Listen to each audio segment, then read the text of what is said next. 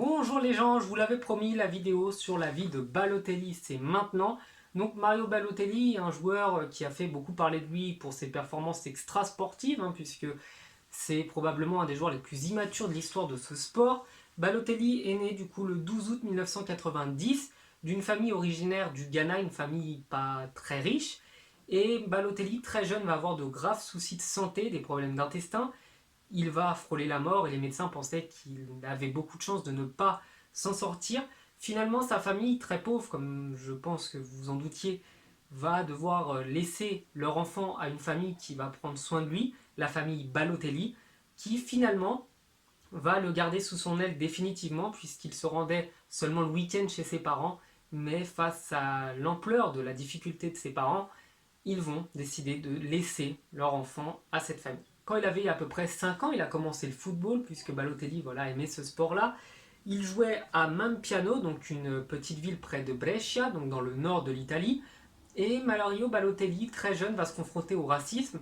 Il était le seul jeune sur les 250 à peu près joueurs noirs, puisque je sais que en France on est habitué, mais en Italie c'est quelque chose de très peu fréquent, et encore plus dans les années 90. Donc Balotelli se fera dévisager très régulièrement par les parents des autres enfants. Lorsqu'il était à l'école, on refusait également qu'il joue avec les autres puisqu'il était noir et que pour certains abrutis élevés par des familles de cons, c'était un motif valable pour le refuser. Mais Balotelli va être un très bon jeune joueur de football et va très vite intégrer les centres de formation. Par ailleurs, un de ses petits camarades, quand il avait 11-12 ans, dira de lui qu'il n'avait pas beaucoup d'amis, que c'était un jeune qui se battait régulièrement avec tout le monde, qui n'était jamais d'accord avec qui que ce soit. Mais honnêtement, quand depuis tout petit on vous fait comprendre que vous êtes différent et que les gens ne vous aiment pas, je pense que la haine qui peut s'implanter en vous est parfaitement compréhensible. Telly expliquera que quand il était petit, il a même demandé à sa maîtresse si son cœur aussi était noir, puisqu'il voyait bien que sa peau l'était et que c'était quelque chose qui le touchait énormément, qui l'appeinait. Il disait même de lui plus tard qu'il se dessinait blanc, plutôt typé italien, pour ne pas subir les moqueries des autres, puisque Balotelli, encore une fois, tout comme sur les terrains de foot, était le seul jeune d'origine africaine de toute sa commune. Et donc la famille Balotelli va subir beaucoup de moqueries à cause de ça. 16-17 ans, Mario Balotelli va faire parler de lui pour ses performances sportives, puisqu'il est un très bon joueur. Il va commencer à jouer en Serie A. Et c'est à ce moment-là que sa famille biologique va décider de renouer contact avec lui. Étonnamment, quand un jeune devient un peu riche et célèbre, on se rappelle de lui.